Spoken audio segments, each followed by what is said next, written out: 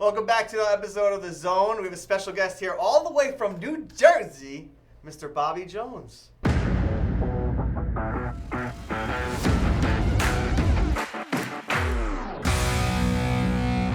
What's up, Bobby? How you doing, man? Oh, man, living the dream down in sunny Orlando. Yeah, you certainly are, bro. That's why you got all that color on your face and on that sun. Disney World, baby. I love it. Well, dude, welcome. Thanks for coming on.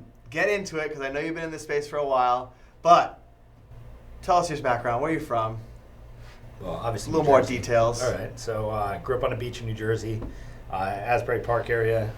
Grew up mostly hanging out, just surfing, enjoying. Yes, New Jersey does have waves. They're amazing. They're better than whatever Kona was filming, whenever he was filming them. Yeah, Tahiti, I heard, he's got some waves. Yeah, or Florida. So, it's not in Florida.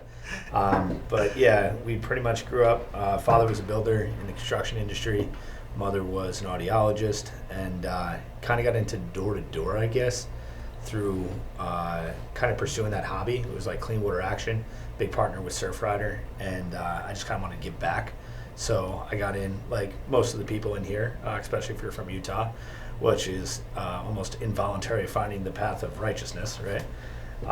So that's kind of how I got in that space, and it was pretty cool. Learned a lot from it, and it kind of made me the kind of guy I am these days, especially with perseverance and having to knock the all nights and picked up in a van and all that other stuff, as some people are a little bit more accustomed to, and maybe alarm or pest.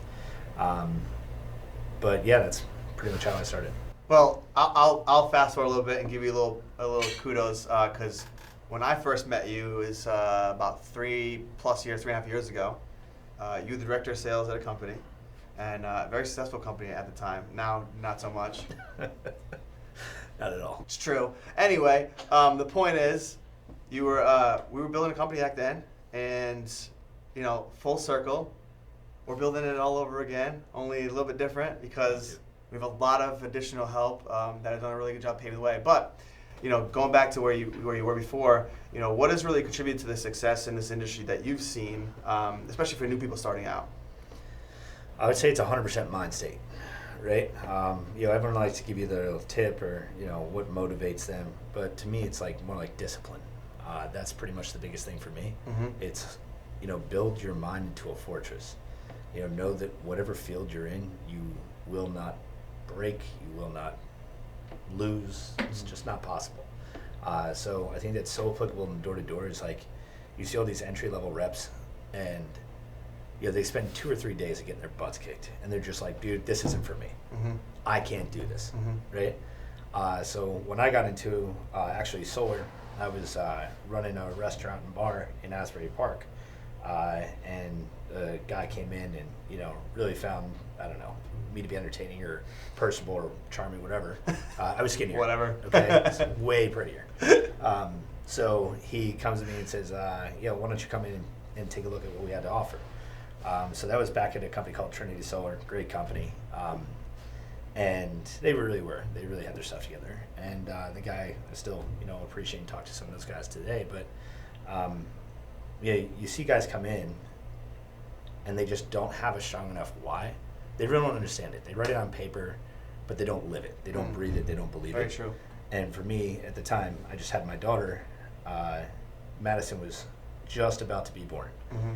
And it was like the world for me to be able to provide as a father.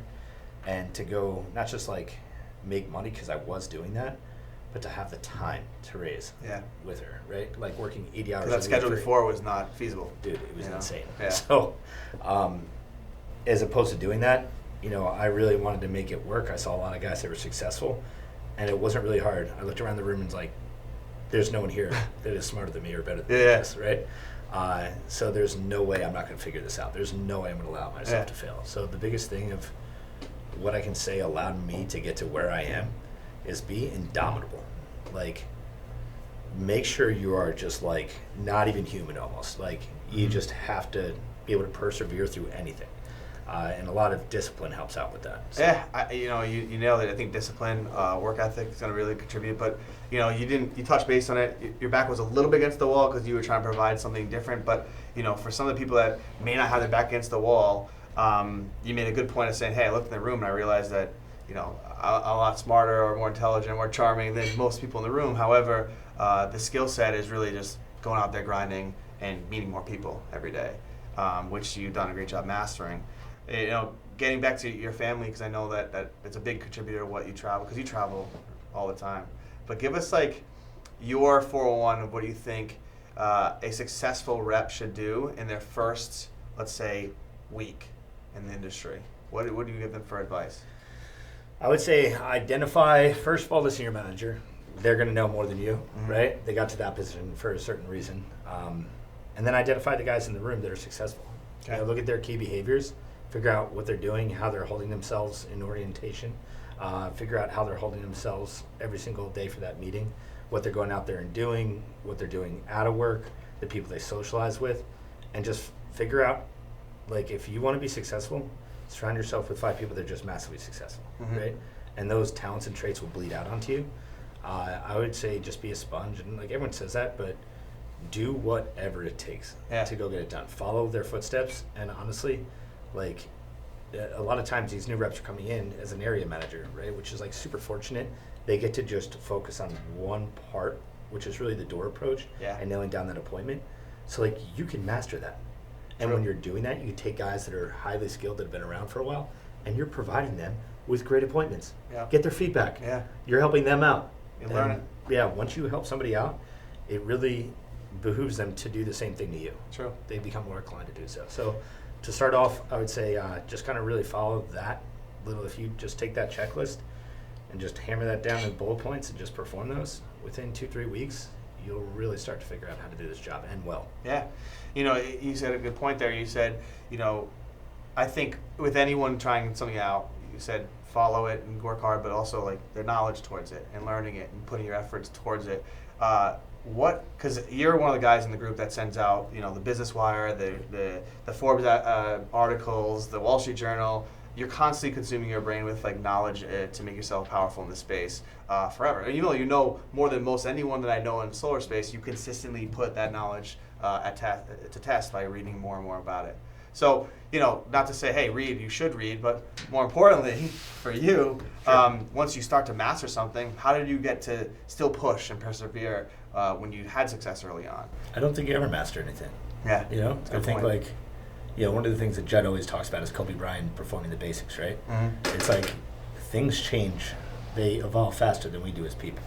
So you constantly have to be sharpening your axe. Otherwise, you never stay the best. You're never going to be number one forever. Like even people, Michael Jordan, they're talking about LeBron James. Yeah. Right? And they said Jordan was the greatest there ever was. I don't even want to start the debate, but all the kids under 30 are like, LeBron! All the guys over 30 are like, MJ! Yeah, MJ. So, there to be clear, I'm an MJ guy. Yeah, right? So, we're over 30. Yeah, well, hey, listen. I mean, 28. Maybe you are, bud. 28! LeBron! But no, really, I mean, I think it's like, hey, man, if you care, and for me, to where I am in my field, it's like my job, my responsibility is the lives of others, that I'm providing leadership towards. Yeah. So like I need to be the greatest I can be, and like that's really the form of leadership, is to be able to provide a better lifestyle for your guys. Like make sure they don't fall into some of the pitfalls that other people are. Right? That's your job. Is just identify it and move on, and to also empower your guys. How do you prevent that though? If you can give a little more context to that. To prevent, just allow them to learn from your mistakes. If you're somebody who really captivates your guys, first of all, always put money in their pocket, right? Yeah. Make sure that they're successful in this job, because that's one of the biggest reasons we're all 1099. I believe there's a phrase, salary is the drug they give you to forget your dreams, right? So I don't know if you know that one, but there's a reason that we're all 1099, right? It's like not just so we can have our own entrepreneurial way of running our lives, but it's also for the money. Right? A lot of these guys, they come to this company and they're like, hey, I can make 2, 3, 6, 10 grand a week. Okay, put me in, coach. Sign me up. Yeah. So, sounds easy though. Yeah. Sounds super easy, right? For all of us. You're 100% right. So I think like the first step is making sure that they do find success there, is making sure that you take care of your guys. And even if it's going out there and like I'll do business and generate deals and put in my guys' names all the time, or just go knock with them and put leads in their name. But like that's a great start. I mean, I think like really how do you avoid pitfalls for them is to build enough influence with your guys is to know that, like, hey, I truthfully believe that he's going to lead me in the right direction. Mm-hmm. And if he tells me, hey, don't do this, and listen, this is the one thing I go over with my father all the time. Yeah. I'm like, dude, I mean, it's amazing because you like told me the answers. I had to go find out for myself, right? Yeah. So, I mean, it's really to just like impart upon it and to like demonstrate you care enough that they care enough to listen. Okay. So if you don't know where to go or you're not sure who to listen to, let's say, you just started out, you're new, you don't know a person. What do you give? What advice would you give them?